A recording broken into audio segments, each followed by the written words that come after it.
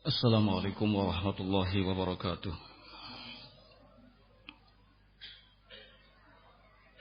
Innal hamdalillah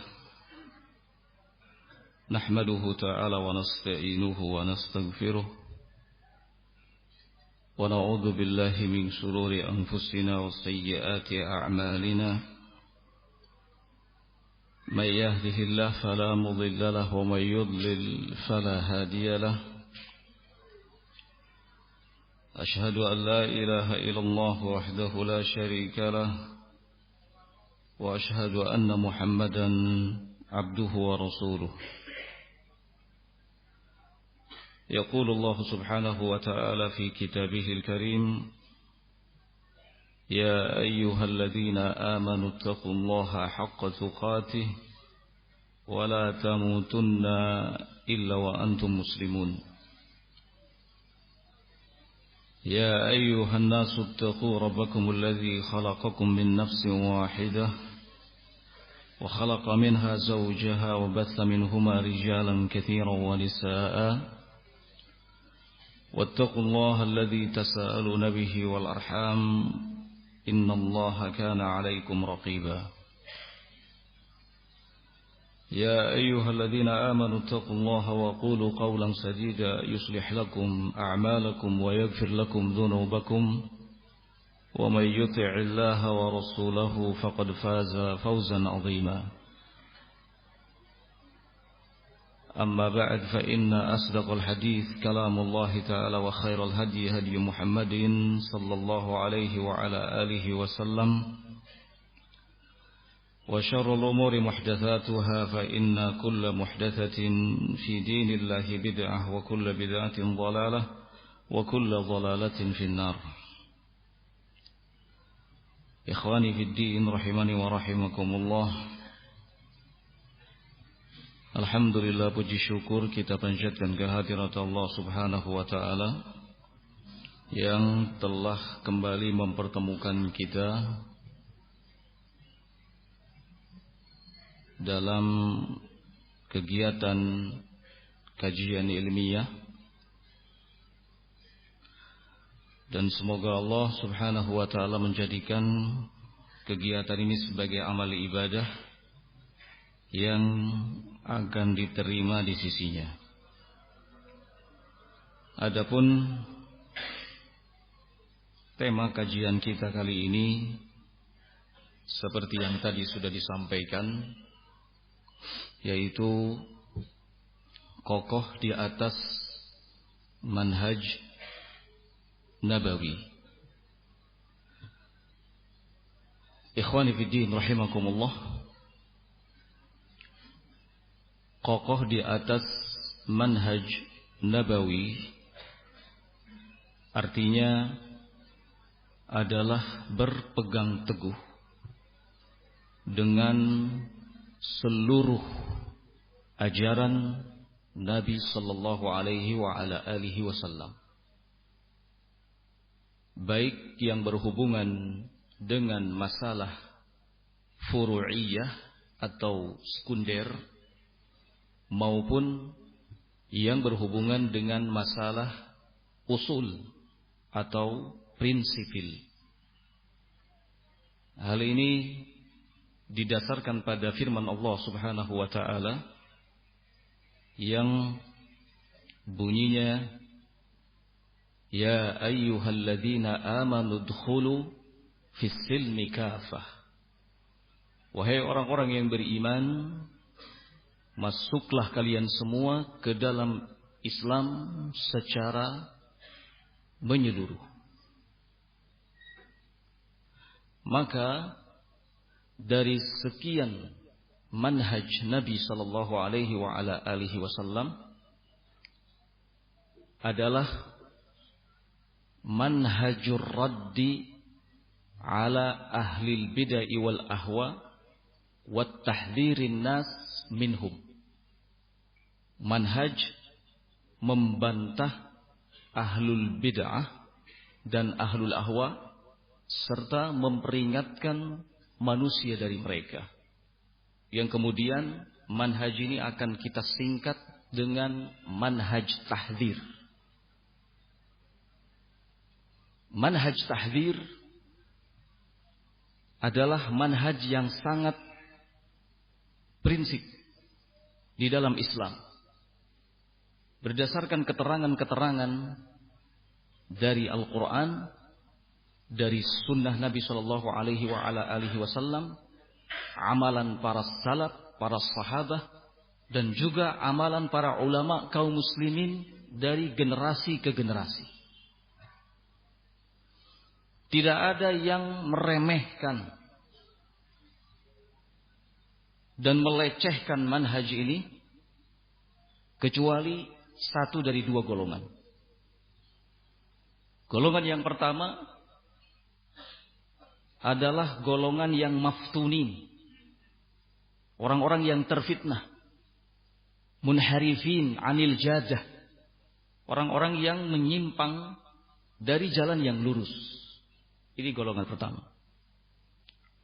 Kemudian golongan yang kedua adalah golongan orang-orang yang jahil, yang sangat butuh kepada alat tulis, membutuhkan buku catatan dan pulpen supaya bisa belajar.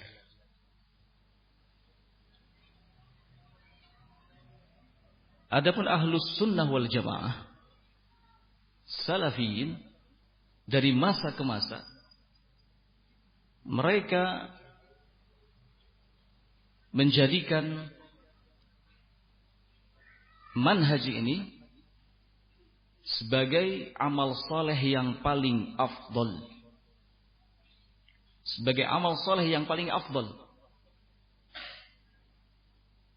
dan menjadikan manhaj ini sebagai sebuah bekal untuk berjumpa dengan Allah Azza wa Jalla pada hari kiamat nanti. Bahkan di sisi ahlus sunnah wal jamaah salafiyin, manhaj ini, manhaj tahdzir, afdal minal jihad, lebih afdal daripada jihad. Karena dengan manhaj ini sunnah akan hidup, bid'ah akan mati. Dengan manhaj ini yang hak akan nampak dan yang batil akan hancur. Syekhul Islam Ibnu Taimiyah rahimahullahu taala sebagaimana dalam Majmu'ul Fatawa beliau mengatakan ar-raddu ala ahli al-bid'ah mujahid. Ar-radd ala ahli al-bid'ah mujahid. Orang yang membantah ahlul bid'ah adalah mujahid. Orang yang berjuang di jalan Allah Azza wa Jalla. Hatta kana Yahya bin Yahya yaqul, sampai-sampai Imam Yahya bin Yahya mengatakan ad-dabbu 'anis sunnati afdalu minal jihad. Membela sunnah itu jauh lebih afdal daripada jihad. Oleh karena itu ikhwani fid din rahimani wa rahimakumullah, para salaf dahulu mereka mencurigai siapa saja yang mencibir manhaj tahdzir. Mereka mencurigai siapa saja yang melecehkan, meremehkan, menyepelekan manhaj tahdzir. Imam Ahmad rahimahullahu taala sebagaimana yang dikutip oleh Imam Az-Zahabi dalam kitab Syiarul A'lam An-Nubala, Syiarul A'lam An-Nubala, kata Imam Ahmad rahimahullahu taala, "Idza ra'aita ar-rajula yaghmizu Hammad ibn Salamah fattahimhu 'alal Islam." Kalau engkau mendapati ada seseorang yang mencibir Hammad bin Salamah, maka curigailah keislamannya. Kenapa? Fa innahu kana syadidan 'alal mubtadi'ah. Karena Hammad bin Salamah adalah orang yang dikenal begitu keras sikapnya terhadap ahlul bid'ah. Ini menunjukkan kalau ada orang yang mencibir Hammad bin Salamah, berarti mencibir apa yang dilakukan oleh Hammad bin Salamah. Nah, maka fattahimhu 'alal Islam, curigai apanya? Keislamannya. Ikhwani fid din rahimani wa rahimakumullah. manhaj tahdir, membantah ahli bid'ah, ahli ahwa dan memperingatkan manusia dari mereka adalah sesuatu yang akan menjaga kemurnian Islam. Sesuatu yang akan menjaga kemurnian syariat Allah Azza wa Jalla. Tanpa manhaj ini, maka orang akan bebas berbicara tentang Islam. Tanpa ada manhaj ini, maka akan terjadi percampuran antara yang batil dengan yang hak.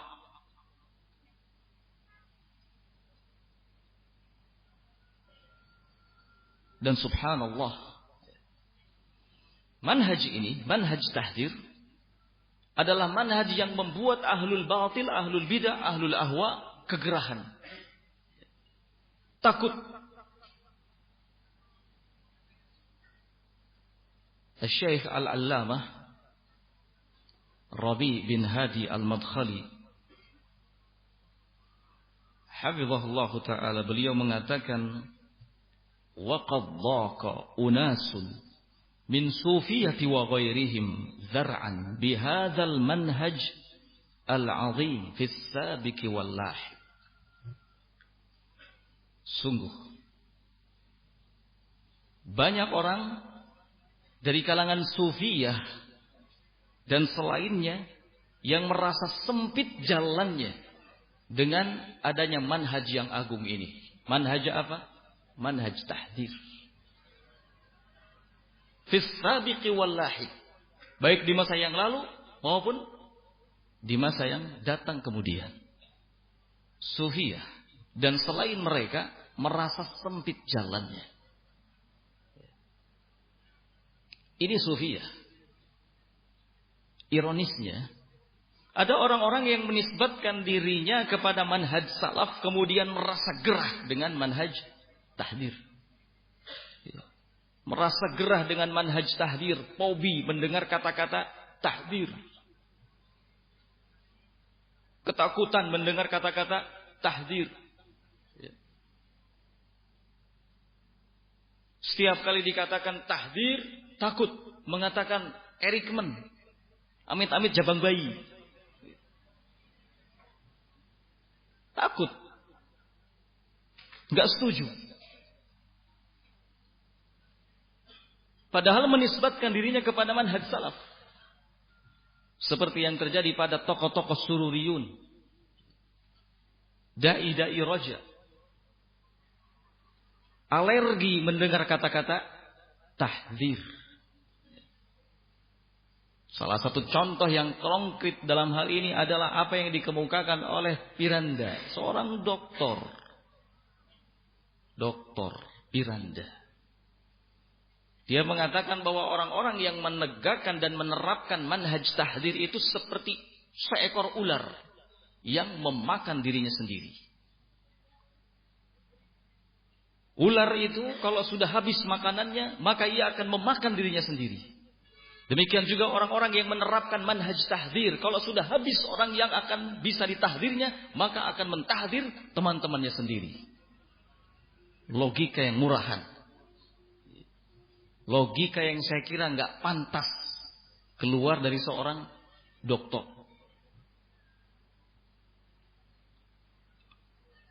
Kita tidak perlu membahas tahdzirnya. Kita bahas saja soal ularnya. Sampai detik ini nggak pernah ada ular yang memakan dirinya sendiri, nggak ada. Dari sisi itu saja sudah jelas kelihatan lemahnya. Ironis. Kalau ada orang yang menisbatkan kepada manhaj salaf, mengikuti dakwah salaf katanya, tetapi alergi dengan kata-kata tahdzir. Padahal manhaj tahdzir adalah manhaj Nabi sallallahu alaihi wa ala alihi wasallam.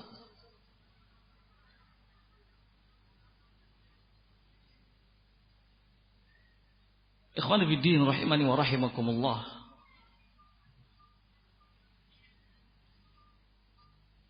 Orang-orang yang takut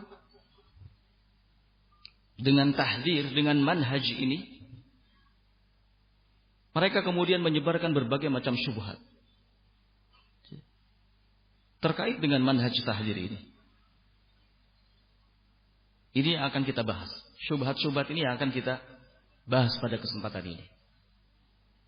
Syubhat yang pertama, mereka menganggap bahwa manhaj tahdzir itu tidak ada dalilnya. Manhaj tahdzir tidak ada dalilnya. Manhaj tahdzir itu sesuatu yang muncul belakangan setelah generasi sahabat ridwanullah alaihim ajmain.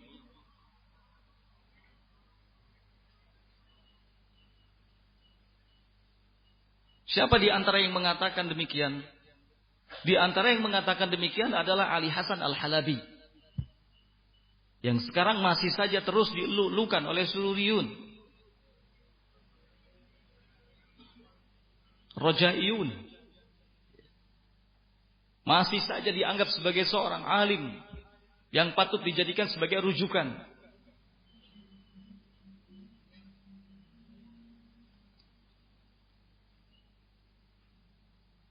Ikhwani fiddin rahimani wa rahimakumullah. Padahal kalau mau sedikit saja menelaah apa yang Allah Subhanahu wa taala sebutkan dalam Al-Qur'an, apa yang disebutkan oleh Nabi sallallahu alaihi wasallam dalam hadis, kemudian perjalanan para salaf, tentu akan mendapati bahwa manhaj tahdzir adalah bagian dari dakwah mereka. Bahkan Allah Subhanahu wa taala menggunakan metode tahdzir dalam Al-Qur'an. Allah mentahdzir di antaranya orang-orang Yahudi.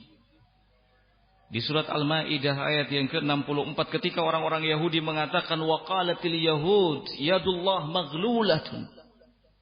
Orang-orang Yahudi mengatakan tangan Allah itu terbelenggu. Apa kata Allah? Gullat aydihim wa lu'inu bima qalu. Sesungguhnya yang terbelenggu itu adalah tangan mereka dan mereka akan dilaknat atas apa yang telah mereka katakan. Bal yadahu mabsutatan. Justru kedua tangan Allah itu terbentang. Yunfiqu kaifa yasha. Allah Subhanahu wa taala akan memberikan sesuatu kepada siapa saja yang dikehendakinya. Ini tahdzir dari Allah Subhanahu wa taala untuk orang-orang Yahudi secara khusus. Allah juga mentahdzir orang-orang Nasrani di dalam Al-Quran. Ketika orang-orang Nasrani menganggap Al-Masih Isa adalah Allah.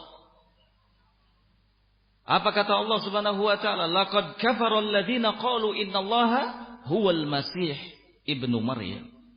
Sungguh telah kafir orang-orang yang mengatakan bahwasannya Allah itu adalah Al-Masih ibnu Maryam. Ini tahdzir, peringatan Allah Subhanahu wa taala yang ditujukan kepada seluruh hamba-hambanya. Dari apa? Dari penyimpangan pemikiran yang menyesatkan yang muncul dari orang-orang Nasrani.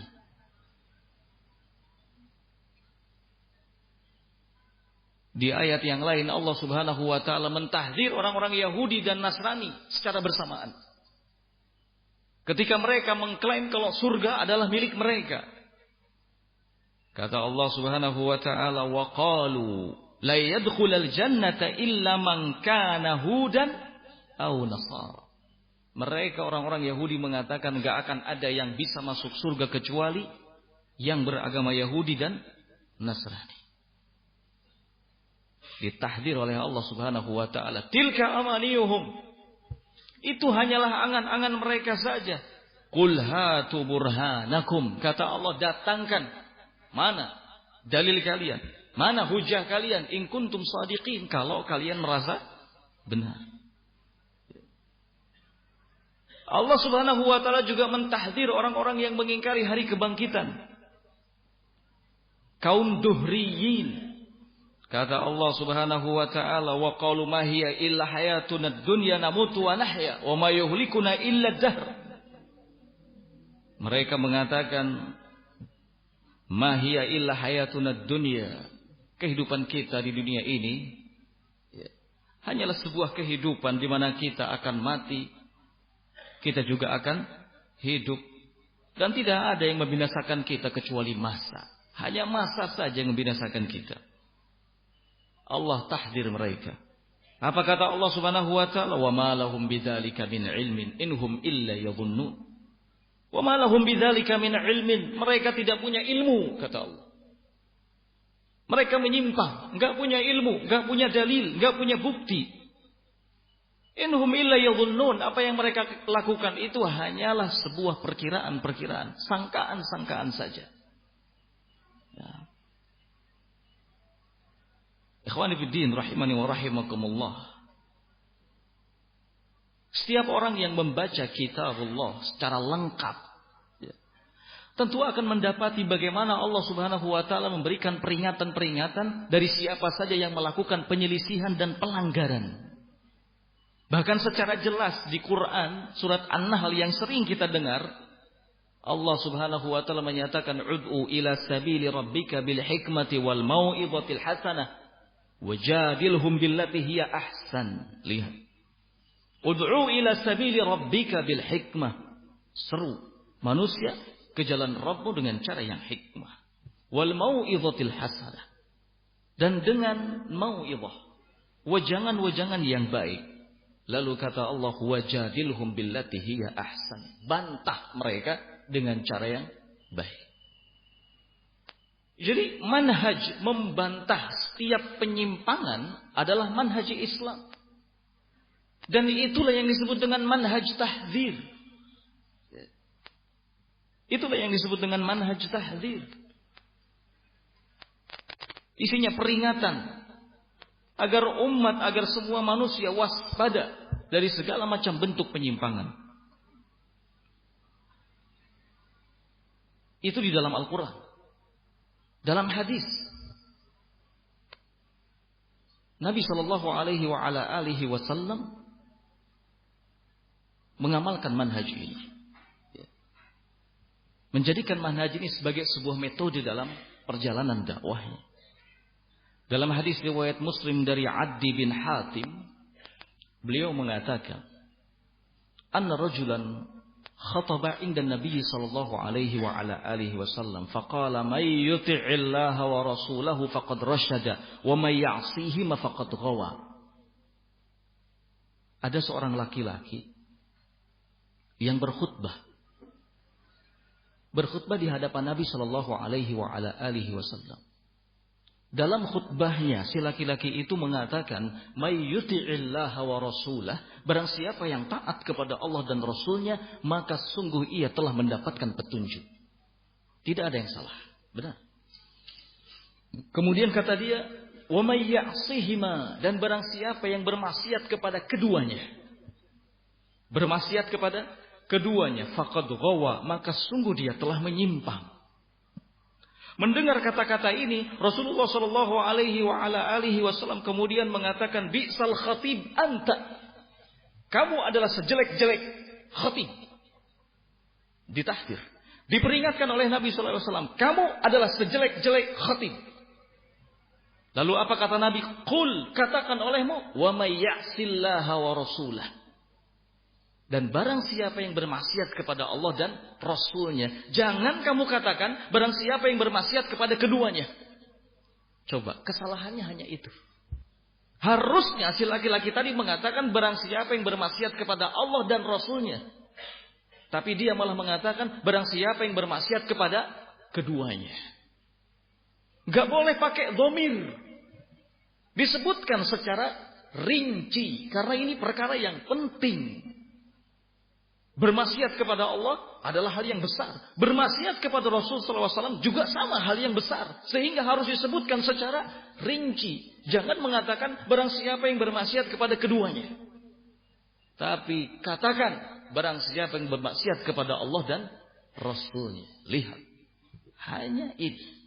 Ditegur, diperingatkan, ditahdir oleh Nabi SAW.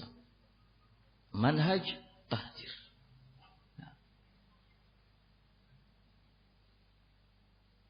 Kemudian ada riwayat lain juga dikeluarkan oleh Imam Al-Bukhari, sebuah riwayat yang kita juga sering mendengar hadis ini atau riwayat hadis ini. Soal kedatangan 3 orang ke rumah-rumah istri Nabi sallallahu alaihi wa ala alihi wasallam, bertanya tentang bagaimana cara ibadah Nabi sallallahu alaihi wa ala alihi wasallam. Setelah mereka semua tahu, akhirnya mereka menganggap bahwa selama ini apa yang telah mereka lakukan dari ibadah itu sangat kurang, gak sebanding dengan apa yang dilakukan oleh Nabi Shallallahu Alaihi Wasallam dalam ibadahnya. Maka yang satu bertekad untuk terus-terusan berpuasa dan tidak berbuka.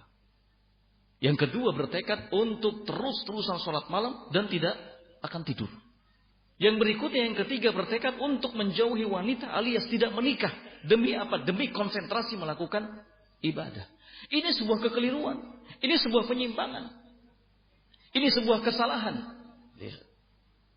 Tidak dibiarkan oleh Nabi SAW. Dipanggil oleh Nabi ketika berita atau khobar tentang mereka sampai kepada beliau SAW. Dipanggil oleh beliau. Kemari. Kalian tadi yang mengatakan ini. Mereka semua menjawab iya. Lalu kata Nabi SAW, ketahuilah, gak ada yang paling bertakwa di antara kalian kepada Allah selain dari aku. Tapi nyatanya aku berpuasa, aku berbuka, aku salat malam, aku tidur, dan aku menikahi para wanita. Ini sama. Manhaj tahdir. Peringatan. Dan coba perhatikan, apakah tahdir yang dilakukan oleh Nabi SAW ini nyata-nyata ditujukan kepada ahlul bidah? Ternyata tidak. Semua yang ditahdir oleh Nabi SAW tadi adalah orang-orang yang baik. Tapi melakukan kesalahan, ada kekeliruan, ada fikrah yang menyimpang.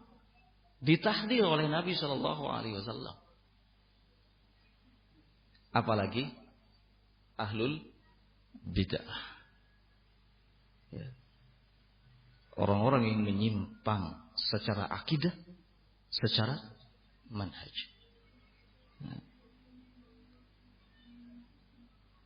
Ikhwani fiddin rahimani wa rahimakumullah. Para salaf dalam hal ini para sahabat, mereka juga mengamalkan manhaj ini.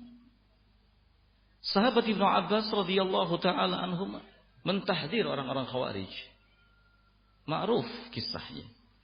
Sahabat Ibnu Umar mentahdir golongan Qadariyah. Sahabat Anas, sahabat Abu Sa'id Al-Khudri, dan sahabat-sahabat yang lainnya tidak pernah membiarkan ada sesuatu yang bertentangan dengan petunjuk Nabi Shallallahu Alaihi Wasallam. Ketika ada beberapa orang yang justru dahulu itu memulai khutbah ketika sholat Id, baru kemudian sholat, maka sahabat Anas, sahabat Abu Sa'id Al-Khudri tidak membiarkannya. Keduanya memperingatkan perbuatan itu.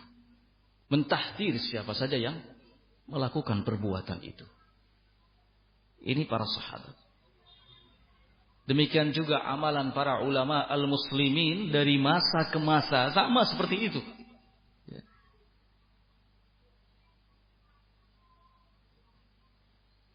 Fadilatul Syekh Shalih Al-Fauzan hafizahullah ta'ala, beliau mengatakan seperti disebutkan dalam kitab Ittihafu Ahlil Iman bidurusi Syahri Ramadan, qala ar-raddu 'ala al-mukhalif sunnatus salaf. Lihat, membantah orang yang menyimpang, melakukan penyelisihan adalah sunnatus salaf, sunnahnya para salaf. Fas-salafu yarudduna 'alal mukhalifina wa hadhihi kutubuhum mawjudatun. Para salaf mereka membantah orang-orang yang menyimpang, orang-orang yang melakukan penyelisihan. Wa hadhihi kutubuhum mawjudatun. Ini kitab-kitab mereka ada sebagai buktinya. Raddal Imam Ahmad 'ala az-zanadiqah wal mubtadi'ah. Sebagai contoh saja kata Syekh Shalih Al-Fauzan, dulu Imam Ahmad membantah az-zanadiqah wal mubtadi'ah. Membantah kaum zindiq dan ahlul bidah. Wa radda Syekhul Islam Ibnu Taimiyah 'ala al-falasifah wa 'ala ulama'il kalam. Syekhul Islam Ibnu Taimiyah membantah para filsafat dan ahli kalam, wa 'ala sufiyah wa 'ala al-quburiyin, membantah sufiyin, membantah kuburiyin. Wa raddal imamu Ibnu Qayyim wa katsirun minal a'immah raddu 'alal mukhalifina min ajli bayanil haqq wa idharil haqq linnas hatta la tadilla al ummah wa tatabbu' al mukhti'ina wal mukhalifin wa hadza minan nasihati lil ummah. Imam Ibnu Qayyim rahimahullahu taala dan banyak lagi dari kalangan para a'immah, mereka semua membantah orang-orang yang menyimpang, membantah orang-orang yang melakukan penyelisihan. Tujuannya agar kebenaran senantiasa nampak, ya. Senantiasa jelas di hadapan semua manusia, dan agar umat tidak sesat dengan mengikuti orang-orang yang salah dan orang-orang yang menyimpang. Wa hadhihi minan nasihati lil ummah. Lalu kata beliau hafizahullahu taala di akhir, ini adalah bagian dari nasihat untuk umat. Nah, ini amalan para ulama. Ya. Ikhwani fiddin rahimani wa rahimakumullah. Jadi kalau sampai ada yang mengatakan bahwa manhaj tahdzir tidak ada dalilnya, manhaj tahdzir adalah manhaj yang baru muncul belakangan setelah generasi para sahabat, maka mereka adalah orang-orang yang tidak mengerti tentang manhaj ini dengan baik. Sekalipun mereka menisbatkan dirinya kepada manhaj salaf,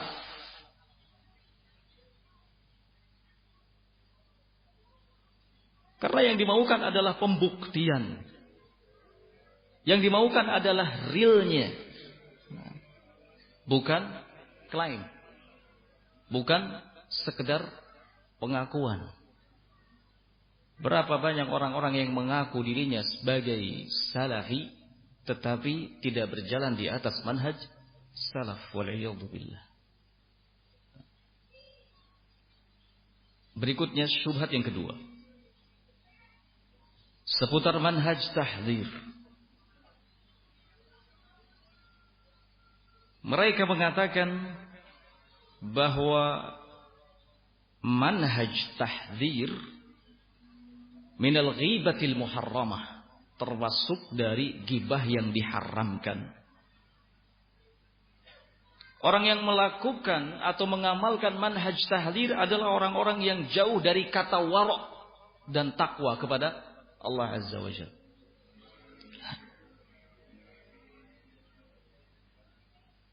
Manhaj tahdzir adalah manhaj yang bisa membuat hati menjadi keras. Syubhat ini syubhat yang mungkin sering kita dengar. Tahdzir termasuk gibah. Orang yang sukanya tahdzir sana tahdzir sini, jauh dari kata wara', takwa kepada Allah.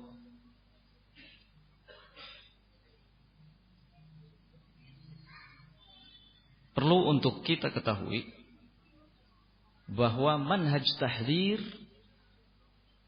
laisa minal ghibah al-muharramah. Manhaj tahdzir itu bukanlah gibah yang diharamkan, bukanlah gibah yang diharamkan. Akan tetapi manhaj tahdzir adalah bagian dari al-amru bil ma'ruf wan nahyi 'anil munkar, amar ma'ruf dan nahi munkar.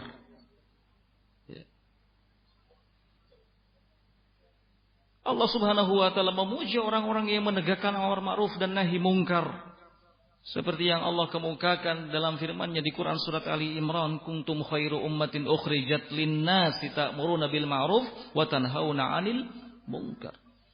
Kuntum khairu ummatin, kalian itu sebaik-baik umat yang dikeluarkan ke tengah-tengah manusia yang menegakkan amar ma'ruf dan nahi munkar. Manhaj tahdzir itu adalah bagian dari nasihat.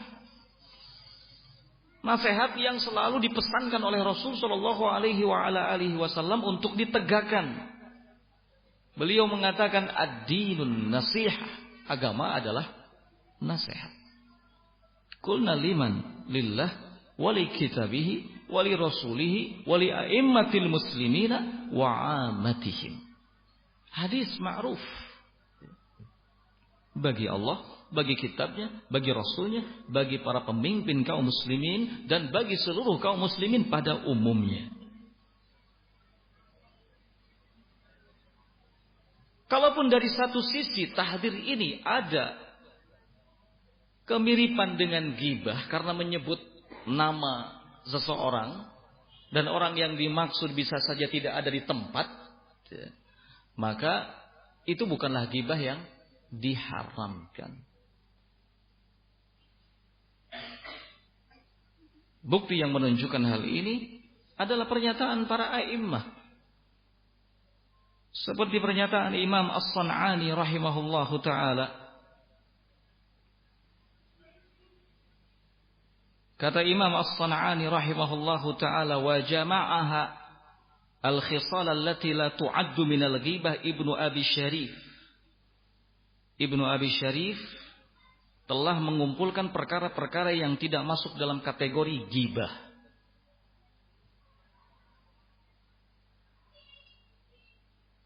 Dan sekalipun dikatakan ghibah, maka bukan ghibah yang diharamkan. Di antara perkara-perkara tersebut adalah ad-damu laysa bi ghibatin fi sittatin. Sebuah celaan itu tidak termasuk ke dalam ghibah. Ya, dalam 6 perkara. Mutadhallimin wa mu'arrifin wa muhadzirin. Di antaranya adalah mutadhallim. Seseorang yang mengajukan kezaliman yang dilakukan oleh orang lain. Wa mu'arrifin, seseorang yang ingin tahu tentang keadaan orang lain. Wa muhadzirin, dan seseorang yang mengingatkan, memperingatkan dari bahaya orang lain. Walimudhiri fisqan, dan seseorang yang menyebut-nyebut seseorang yang terang-terangan melakukan kefasikan. Wa mustaftin, dan seseorang yang meminta fatwa. Wa man talabal i'anah fi izalatil munkari, dan orang yang meminta bantuan untuk menghilangkan sebuah kemungkaran. 6 perkara itu tidak termasuk ke dalam ghibah. Sekali lagi, yang pertama adalah yang mengadukan tindakan kezaliman yang dilakukan oleh orang lain. Yang kedua, yang ingin mencari tahu keadaan seseorang. Yang ketiga, yang memberikan peringatan dari pihak-pihak tertentu akan bahayanya. Kemudian yang keempat adalah yang menyebut orang yang terang-terangan melakukan kefasikan. Yang kelima, orang yang meminta fatwa. Ada seseorang datang meminta fatwa, mungkin saja menyebut pihak yang ketiga. Ini tidak termasuk ghibah. Dan yang terakhir adalah yang meminta bantuan untuk menghilangkan apa? Kemungkaran. Nah. Ikhwani fiddin rahimani wa rahimakumullah.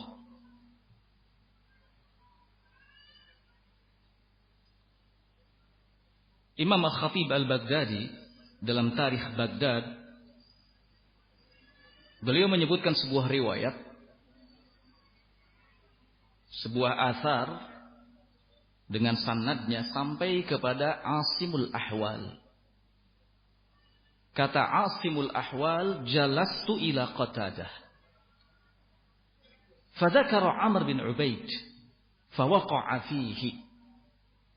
Saya pernah datang kepada Imam Qatadah. Saya duduk di sisinya. Kemudian Imam Qatadah menyebut nama Amr bin Ubaid. Menyebut nama Amr bin Ubaid.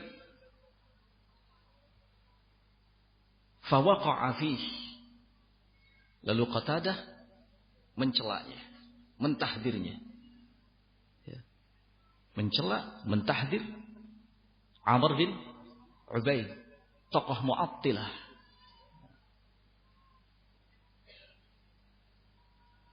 Faqultu ya Abul Khattab, ala ara al-ulama yaqa'u ba'dhum fi ba'dhin. Kemudian kata Asimul Ahwal, wahai Abul Khattab. Abul Khattab adalah kunyah Qatadah.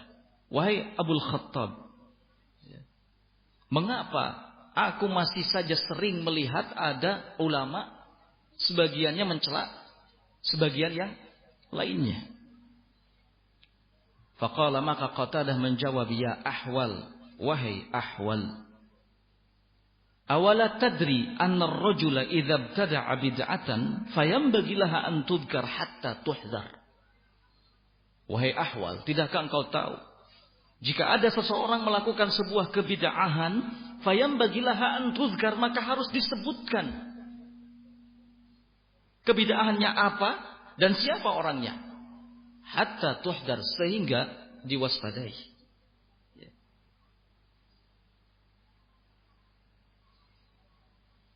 Ini sikap salaf. Ada lagi riwayat dari Muhammad bin Bundar. Dia mengatakan, qultu li Ahmad ibn Hanbal, innahu la yashtaddu alayya an aqul fulanun dha'if, fulanun kadzdzab.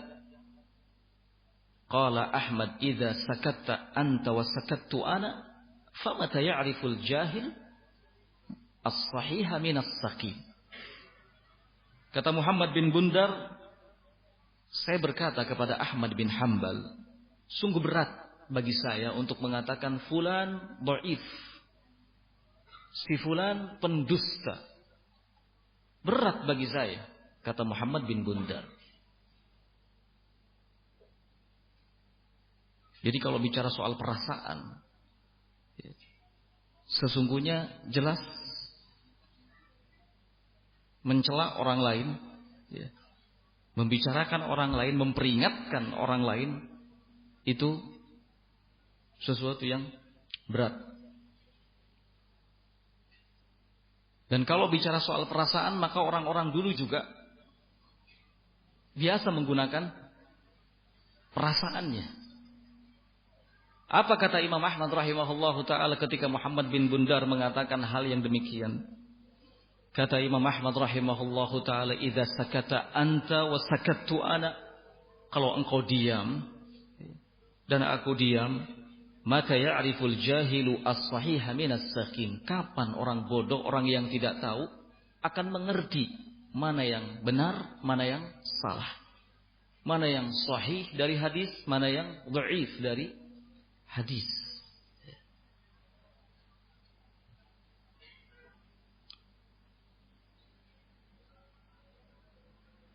Ini amalan para salaf. Mereka sama sekali tidak menganggap ini bagian dari ghibah. Ya.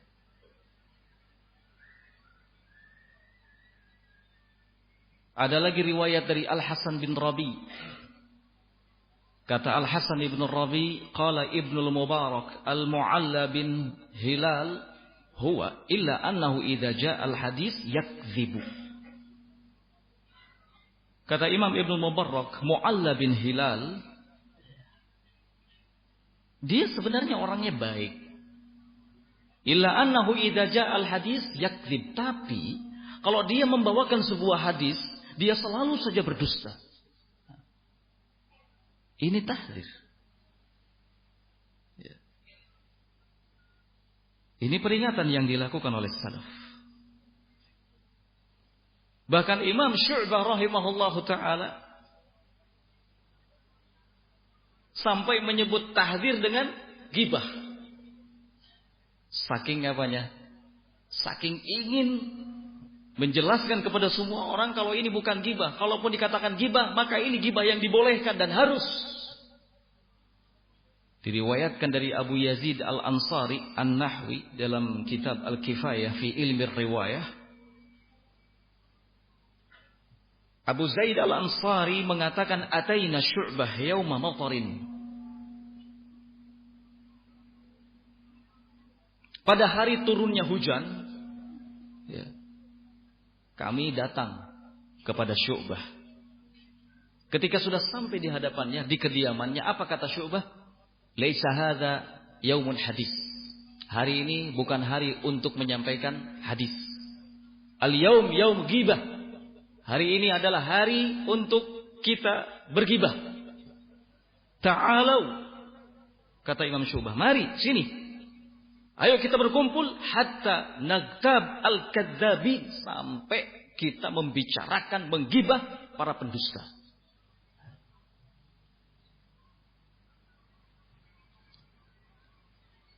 Sekali lagi, apa yang dikatakan oleh Imam Syu'bah rahimahullahu ta'ala, itu saking ingin apa? Memberikan keterangan, penjelasan kepada semua umat bahwa tahdzir itu bukan gibah. Kalaupun dikatakan gibah, maka itu gibah yang dibolehkan. Ya sudah, katakanlah gibah. Mari, sekarang kita menggibah. Siapa yang kita gibahi? Al-kadzabin, para pendusta. Yang membuat kedustaan-kedustaan di dalam din, di dalam agama. Masya Allah. Seperti ini pengamalan para salaf kita. Rahimahumullah. Jadi tidak benar kalau manhaj tahdzir dikatakan gibah. Apalagi kalau dikatakan orang-orang yang mengamalkan manhaj ini, orang-orang yang jauh dari kata wara dan takwa. Antum bisa lihat contoh-contoh yang dikemukakan tadi. Para ulama, para alim yang ketakwaannya sudah tidak perlu lagi dipertanyakan. Imam Ahmad ibn Hanbal rahimahullah, keilmuannya seperti apa, ketakwaannya seperti apa. Ya. Imam Syu'bah dan para a'immas salaf. Apakah kemudian kita dengan lancangnya mengatakan bahwa siapa saja yang mengamalkan manhaj tahdzir berarti mereka adalah orang-orang yang tidak wara, orang-orang yang tidak takut kepada Allah Azza wa Jalla. La haula wala quwata illa billah.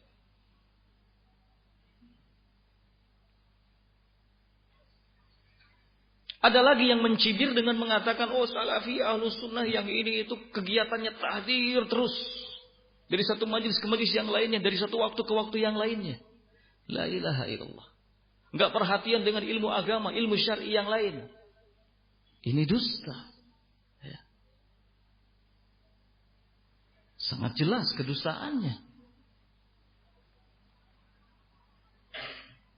Imam Ahmad rahimahullahu ta'ala, lihat karya-karyanya. Begitu banyak. Ya. Apakah soal tahdzir melulu? Kan tidak. Imam Bukhari rahimahullahu ta'ala, lihat karya-karyanya. Imam Ibnul Qayyim, Imam Syekhul Islam Ibnu Taimiyah. Berapa banyak masalah-masalah ilmiah yang kita bisa ambil faidah dari kitab-kitab mereka para ulama rahimahumullah. Nah. Jadi tolong jangan lancang. Bahkan kita bisa membalikan kepada mereka.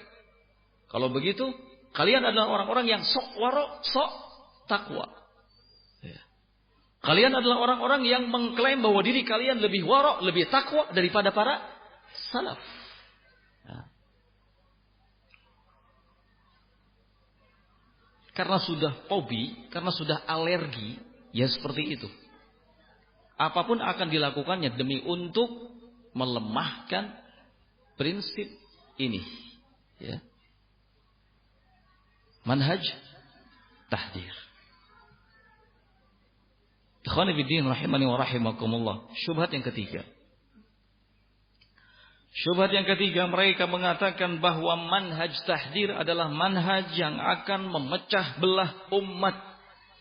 Sementara umat ini butuh untuk bersatu.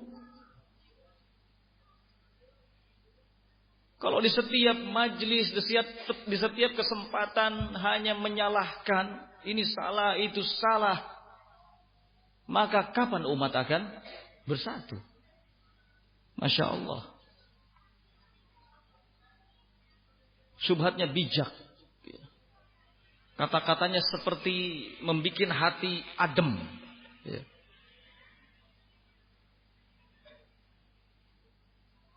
Dan tidak setiap kata-kata yang seolah dari luar tampak bikin hati adem itu kata-kata yang hak. Ingat. Karena kebatilan itu di zaman sekarang dikemas demikian rupa sehingga tampilannya menjadi sesuatu yang menyenangkan. Hati-hati. Nabi SAW sudah mengingatkan kepada kita bahwa akan datang suatu zaman. akan datang suatu zaman di mana segalanya akan terbalik. Segalanya akan terbalik. Yang baik bisa dianggap menjadi yang batil bisa dianggap menjadi sesuatu yang baik. Pendusta dibenarkan, dianggap jujur, yang jujur didustakan. Pengkhianat dianggap sebagai orang yang amanat, sedangkan orang yang amanat dianggap sebagai pengkhianat. Kata Nabi Shallallahu Alaihi Wasallam, inilah yang disebut dengan sanawat khada'at, tahun-tahun yang penuh dengan tipuan. Zaman kita sekarang ini, tahun-tahun yang penuh dengan tipuan. Banyak sekali tipu daya, trik-trik, statement-statement yang menyesatkan. Coba. Pernyataan-pernyataan yang bisa memunculkan keraguan-raguan terhadap Al-Quran, bahkan terhadap hadis Nabi Sallallahu Alaihi Wasallam, wal iyadhu billah. Maka salafiyin ahlus sunnah wal jamaah sangat butuh sekali di masa sekarang ini untuk tetap menjaga dan menegakkan manhaj tahdzir. Karena hanya dengan ini akan terpisah antara yang hak dengan yang batil. Umat jadi akan tahu mana yang hak, mana yang batil, mana yang sunnah, mana yang bid'ah, mana yang syirik, mana yang tauhid. Dalam syubhat yang ketiga, mereka mengatakan bahwa manhaj tahdzir adalah manhaj yang akan memecah belah umat. Sementara umat itu butuh kepada persatuan dan kesatuan. Ikhwani fiddin rahimani wa rahimakumullah. Soal persatuan dan kesatuan adalah perkara yang jelas. Perkara yang jelas. Perkara yang memang sudah seharusnya itu diwujudkan. Tetapi persatuan dan kesatuan di atas apa dulu? Yang harus diwujudkan itu adalah persatuan dan kesatuan alal haq, di atas kebenaran. Alladzi ja'at bihir rusul, yang dibawa oleh para rasul. Ini. Bukan persatuan dan kesatuan di atas perkara-perkara yang baru, yang dibikin, yang disebarluaskan oleh ahlul ahwa, ahlul bidah. Bukan persatuan dan kesatuan di atas logika, di atas akal. Bukan itu yang dimaukan oleh Allah. Allah Azza wa Jalla menyatakan dalam firman-Nya, wa'tasimu bihablillahi jami'an. Lihat. Dan berpegang teguhlah kalian semua kepada tali Allah. Wala tafarraqu, dan jangan bercerai-berai. Berpegang teguh, bersatu dengan hablullah, tali Allah. Nah.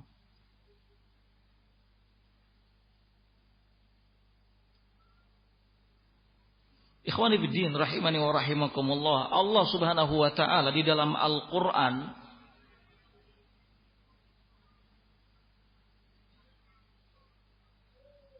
memerintahkan kepada kita agar kita menyeru ahli kitab, mengajak ahli kitab untuk bersatu ala kalimatin sawa, di atas kalimat tauhid.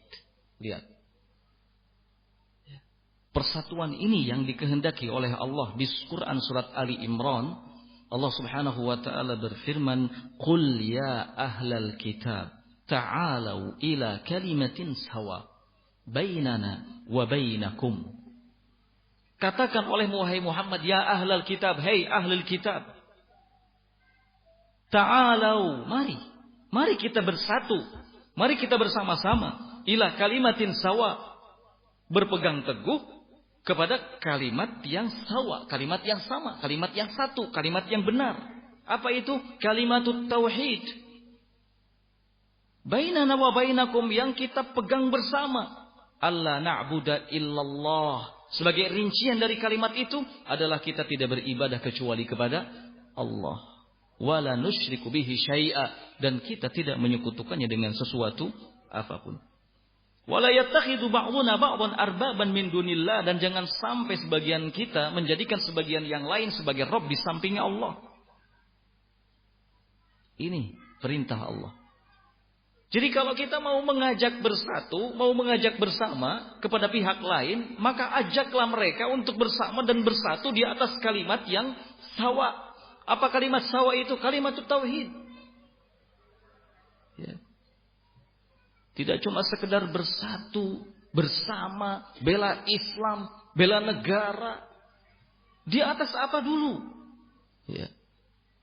Ada hal yang harus disepakati terlebih dahulu. Ini yang diperintahkan oleh Allah. Ya. Fa in tawallau, kalau mereka berpaling, kata Allah, enggak mau, faqulu, maka katakan oleh kalian, ishhadu bi anna muslimun. Saksikanlah bahwa kami adalah muslimin, orang-orang yang berserah diri kepada Allah Azza wa Jalla. Maka ikhwani fid din rahimani wa rahimakumullah, ahlus sunnah wal jamaah salafiyin sampai kapanpun tidak akan pernah diam dari kebatilan. Tidak akan pernah diam dari kebatilan. Hanya karena ingin mencapai sebuah kemaslahatan dalam kebersamaan. Ahlus sunnah salafiyin gak akan pernah diam dari kebatilan. Hanya karena ingin mencapai sebuah kemaslahatan berupa apa? Kebersamaan. Gak ada ceritanya. Itu bukan manhaj ahlus sunnah, bukan manhaj salafi. Hanya untuk menggapai sebuah kebersamaan, kemudian melupakan sekian banyak kebatilan yang ada. Gak bisa. Ya. Kalau kita ingin bersama, maka semua kebatilan-kebatilan ini harus dikikis habis. Harus diselesaikan dulu. Kalau sudah selesai, dengan sendirinya akan bersatu. Karena semua akan berpegang pada apa? Pada al-haq. Ya. Kalau bersatu bersama sementara kebatilan masih beredar, masih ada dalam diri orang-orang yang bersatu, maka persatuannya hanyalah seperti apa yang disebutkan oleh Allah, tahsabuhum jami'an wa qulubuhum syatta. Kamu kira mereka itu bersatu, padahal sesungguhnya mereka berbeda-beda. Kalau lihat kumpulannya sih Masya Allah, puluhan juta umat manusia, ya. Bahkan ratusan juta umat manusia bisa berkumpul itu. Iya, kalau ngelihat jumlahnya, tapi qulubuhum syatta. Hati mereka itu berbeda-beda. Kenapa? Karena setiap kepala ada keinginan, punya kepentingan. Ya.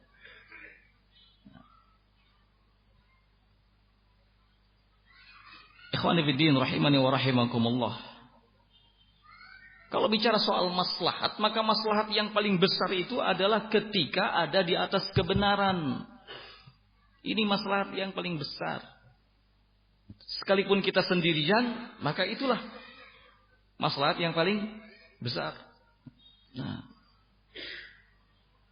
Dan sebaliknya, kerusakan yang paling besar, bahaya yang paling besar adalah ketika kita berada di atas kebatilan, sekalipun seluruh penghuni bumi ini sepakat dengan kita. Gak ada artinya. Gak ada artinya itu.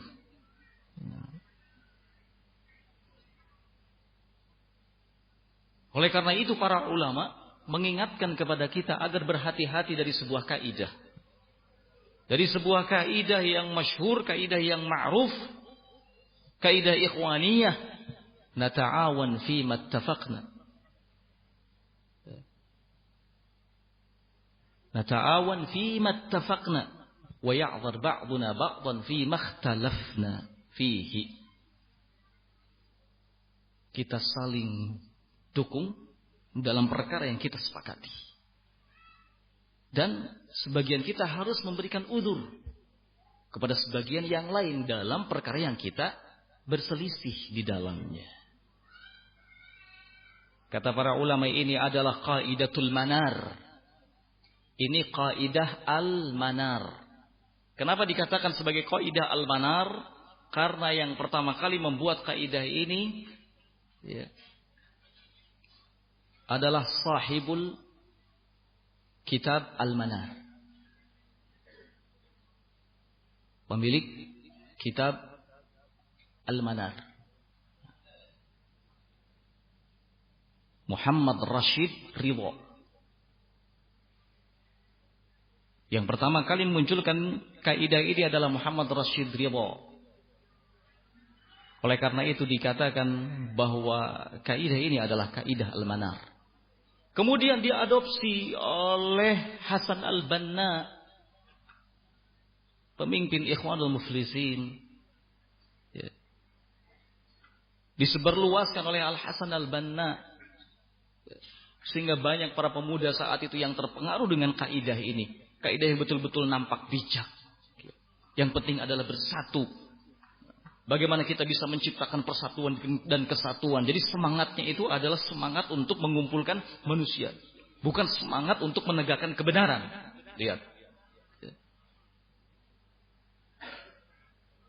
Setelah Hasan Al-Banna kemudian kaidah ini diambil oleh Adnan Ar'ur. Kaidah ini diambil oleh Adnan Ar'ur. Dikemas bahasanya dengan bahasa yang lain. Adnan Ar'ur kemudian mengatakan, "Idza hakamta hukimta, wa idza da'auta ujirta."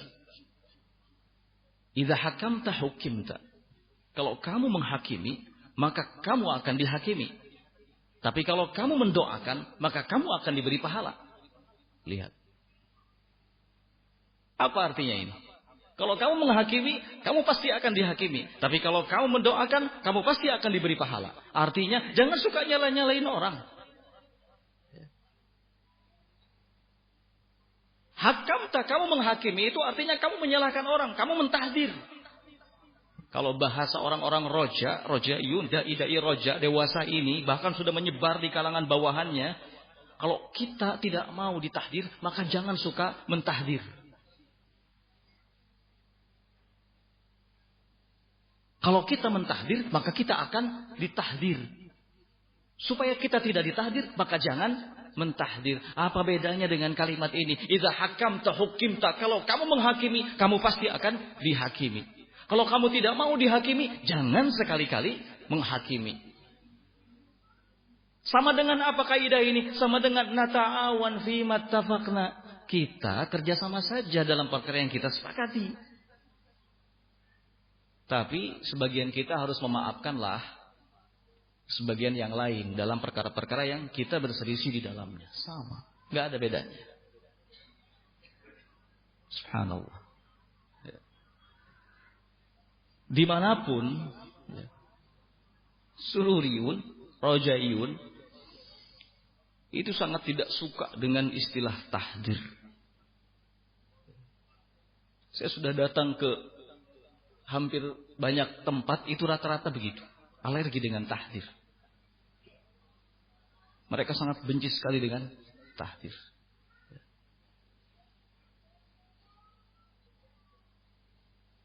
Makanya gak heran kalau kemudian mereka mengatakan kita ini jamaah apa? Tahdir. Gimana cara membalasnya? Idza nataqas safih fala tujibhu. Wa khairun min ijabatihi as-sukutu. Kalau ada orang yang jahil bicara, maka jangan dijawab. Sebaik-baik jawabannya adalah diam. Ya. Ini yang bicara jahil. Oh, jamaah tahdir. Jahil. Kalau orang yang bodoh, orang yang jahil bicara, maka jangan dijawab. Diam. Itu sebaik-baik jawabannya. Ya. Satu sisi mereka sangat benci sekali dengan yang namanya tahdir, tapi di sisi lain mereka juga mengamalkan soal tahdir ini. Ya kan?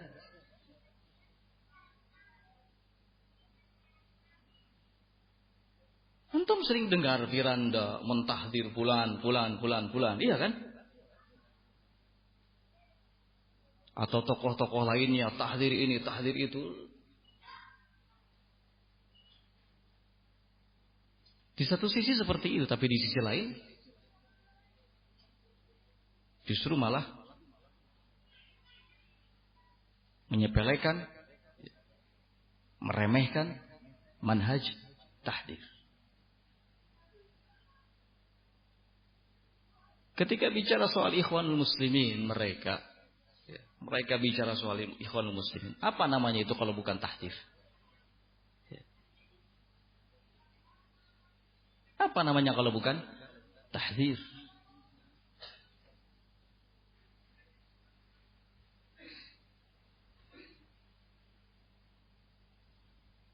Giliran mereka yang ditahdir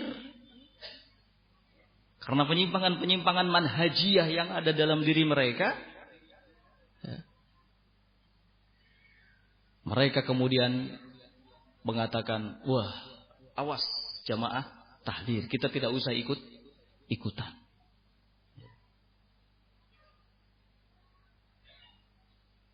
Mereka tidak terima.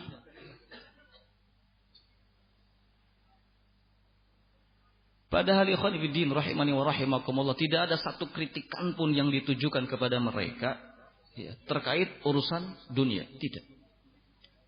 Tapi semua kaitannya dengan manhaj, dengan akhlak, dengan perilaku, dengan masalah-masalah yang usul. Nah,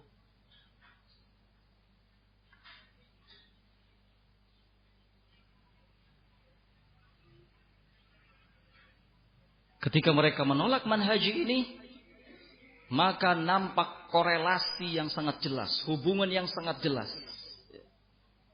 dengan ikhwanul muslimin.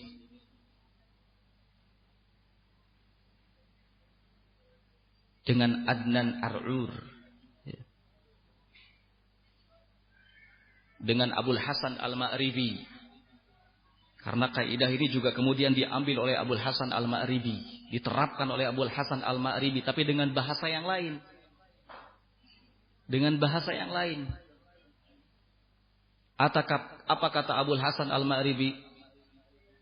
Nusahih wala nahdimul ashab. Cukup bagi kita itu meluruskan kesalahannya, jangan membunuh karakter. Jadi tahdir itu pembunuhan karakter, insyaallah. Ini kata-kata Abul Hasan Al-Ma'ribi yang sampai detik ini masih dijadikan rujukan oleh orang-orang Sururiyin.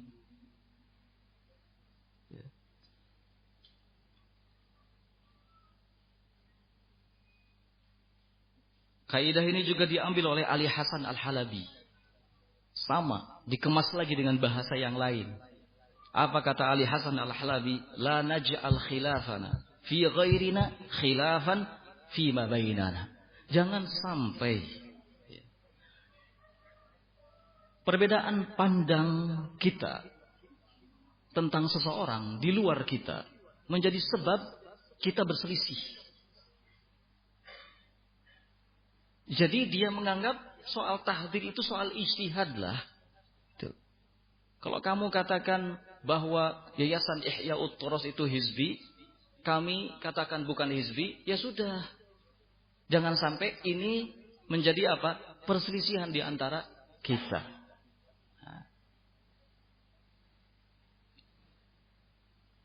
Gak apa-apa, silahkan kamu katakan bahwa Ihya'ut Thuras itu hizbi. Kalau kami sih tidak memandangnya sebagai hizbi. Untuk apa ribut soal Ihya'ut Thuras kemudian jadi penyebab kita berselisih? Apa bedanya bahasa ini dengan wa ya'dhiru ba'duna ba'dhan fi makhtalafna fih? Hendaknya sebagian kita dengan sebagian yang lain memberi uzur dalam perkara yang kita berselisih di dalamnya. Kalau perselisihan itu perselisihan yang furu'iyah, yang sekunder, bolehlah. Khilaf ibadah, enggak masalah. Tapi kalau perselisihan itu perselisihan yang prinsipil, prinsip perselisihan yang usul, nggak bisa. Ya. Nggak ada toleransi kalau sudah menyangkut masalah-masalah prinsip. Nah, yang hak adalah hak, yang batil adalah batil. Ini. Yang hak itu satu, tidak berbilang. Gak mungkin kita katakan yang mengatakan Ihya'ut Turas hizbi benar, yang mengatakan Ihya'ut Turas bukan hizbi juga benar. Terus kesimpulannya apa? Ini model-model hizbi, seperti ini modelnya. Dalam kajian-kajian hizbi itu begitu. Yang mengamalkan ini boleh, yang mengamalkan ini juga boleh. Ya. Terus bagaimana? Ya amalkan semuanya. Yang salah siapa? Yang tidak mengamalkan.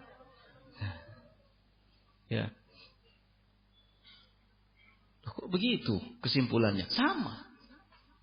Model-model hizbi seperti itu. Ya. Nggak tegas, nggak jelas. Nah. Padahal yang hak harus kita katakan hak, yang batil harus kita katakan batil. Ketika ada dua perbedaan cara pandang tentang sesuatu, kita harus yakin bahwa ada yang benar dari kedua pandangan itu. Tidak kemudian kita katakan dua-duanya benar. Kecuali hal-hal yang berkaitan dengan tanawu'ul ibadah. Yang semuanya ada dalilnya dari Nabi SAW. Ketika seperti soal angkat tangan, ya kan, di saat sholat. Ada yang mengatakan sejajar dengan daun telinga, ada yang mengatakan sejajar dengan bahu. Dua-duanya ada dalil. Itu baru kita katakan boleh. Karena itu bagian dari tanawu'ul ibadah. Ragam ibadah yang memang ada dalilnya. Nah, adapun di luar itu, pasti ada yang hak, ada yang batil. Nah. Ikhwani fiddin rahimani wa rahimakumullah.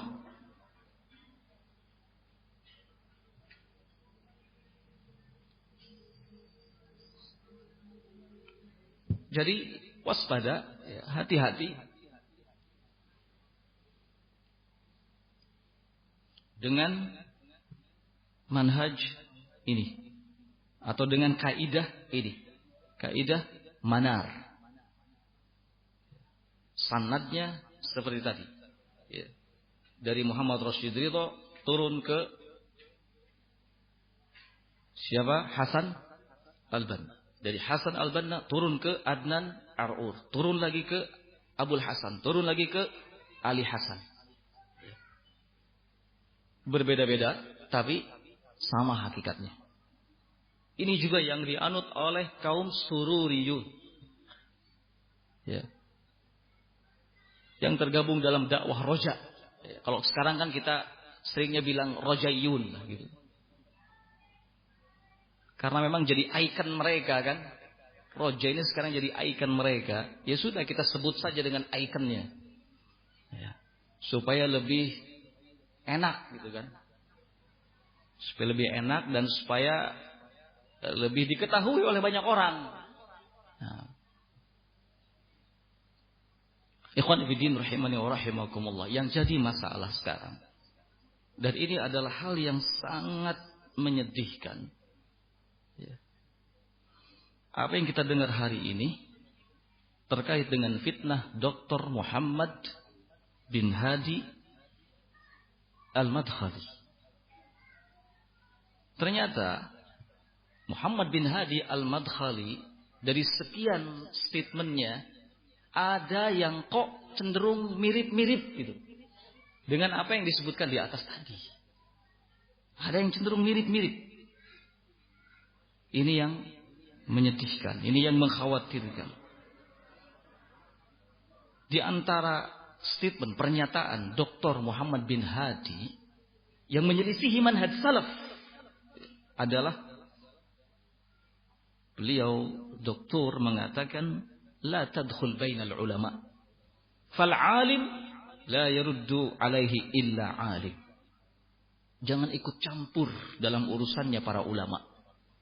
Gak boleh ada yang membantah seorang alim kecuali seorang alim. Satu.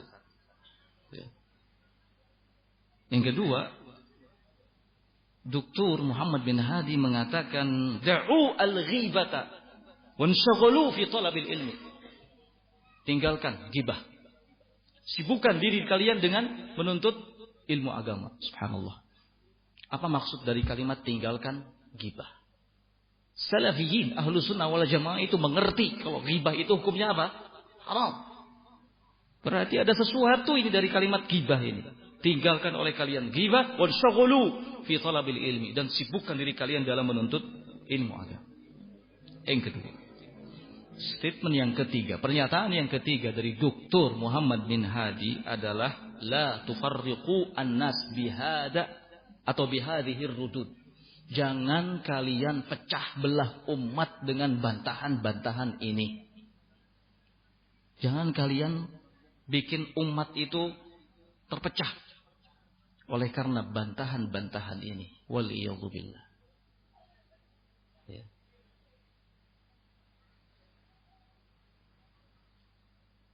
Fitnah yang dinyalakan apinya oleh Dr. Muhammad bin Hadi ini antum sudah dengar semuanya, ya kan? Fitnah musafiqah. Ya. Dan penting untuk diketahui seperti ini pernyataan-pernyataan Muhammad bin Hadi al-Madkhali. Ya. Pernyataan-pernyataan yang membahayakan, pernyataan-pernyataan yang menyelisihi manhaj salaf. Sehingga pernyataan-pernyataan ini mendapatkan reaksi dari para ulama. Ya. Mendapatkan reaksi dari para ulama. Karena beliau Muhammad bin Hadi, doktor, lupa soal siapa sih sesungguhnya yang memulai celaannya terhadap pihak-pihak tertentu dengan cara yang tidak benar. Siapa kalau bukan beliau sendiri? Ya. Dr. Muhammad bin Hadi ini lupa siapa sih sesungguhnya yang mencela para ulama dalam fitnah musafiqah ini, kalau bukan beliau sendiri. Dr. Muhammad bin Hadi lupa siapa sih sesungguhnya yang memecah belah salafiyin, siapa sesungguhnya yang memecah belah salafiyin, dan siapa sesungguhnya yang membuat salafiyin hari-hari ini tersibukkan dengan fitnah. Kalau bukan beliau doktor sendiri dalam fitnah musafiqah ini. Di berbagai dunia salafiyin sibuk, terganggu dengan fitnah yang dinyalakan apinya oleh Dr. Muhammad bin Hadi. Ya. Mencela orang-orang yang baik, menjatuhkan para ulama, menuduh orang yang tidak bersalah, menyibukkan salafiyin, memecah belah salafiyin. Di Tunisia, di Aljazair, bahkan di Indonesia pecah karena gara-gara fitnah yang dinyalakan olehnya. Waliyadzubillah. Nah.